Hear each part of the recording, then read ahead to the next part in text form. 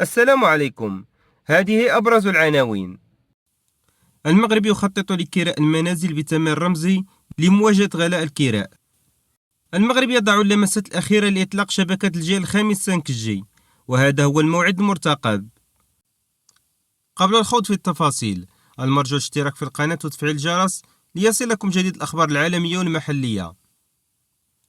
المغرب يخطط لكراء المنازل بثمن رمزي لمواجهة غلاء الكراء، في إطار سعيها لتوفير حلول سكنية ملائمة للفئات المتوسطة والشابة.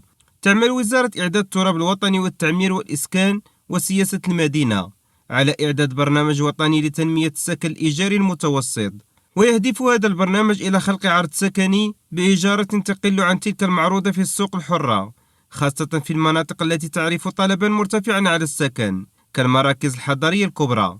ويأتي البرنامج المرتقب استجابة لحاجات ملحة لفئة عريضة من المواطنين، لا سيما الطبقة المتوسطة والشباب المقبلين على الاستقلال المعيشي أو الزواج، الذين يصعب عليهم الولوج إلى السكن في ظل الارتفاع المتواصل للأسعار.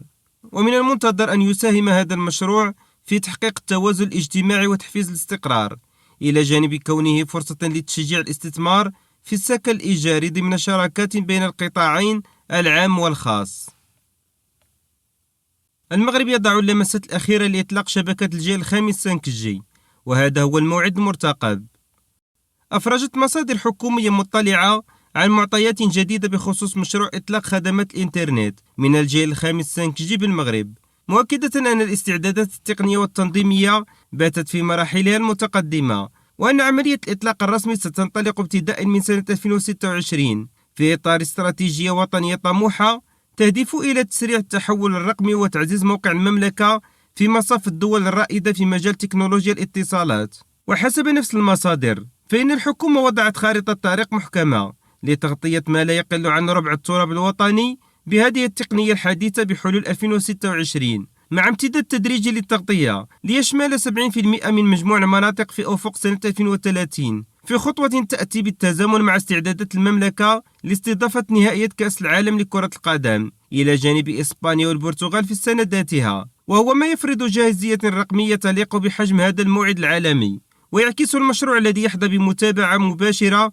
من أعلى مستويات الدولة إرادة سياسية قوية لتجاوز اختلالات البنية الرقمية القائمة وتحقيق قفزة نوعية في مجال جودة خدمات الاتصالات، خصوصا في ظل الطلب المتزايد على سرعة الإنترنت في قطاعات حيوية مثل الصحة والتعليم والتجارة الإلكترونية، وكذا فيما يخص تطوير المدن الذكية وتوسيع نطاق استعمالات الذكاء الاصطناعي والتطبيقات الرقمية المتقدمة. وفي هذا السياق، أكدت ذات المصادر أن شركات الاتصالات الثلاث الكبرى بالمغرب، اتصالات المغرب، إنوي وأورانج، دخلت فعليا في مفاوضات تقنية وتجارية مع شركاء دوليين لتوفير المعدات والتجهيزات اللازمة، كما شرعت في إجراء التجارب الميدانية الأولية على مستوى بعض المدن الكبرى في أفق ضمان جاهزية الشبكات عند لحظة الإطلاق الرسمية. ويرى مراقبون أن إطلاق خدمات 5G لن يكون مجرد تحديث تقني عابر، بل محطة مفصلية ستعيد رسم ملامح الاقتصاد الوطني من خلال تحسين مردودية المقاولات وخلق فرص الشغل جديدة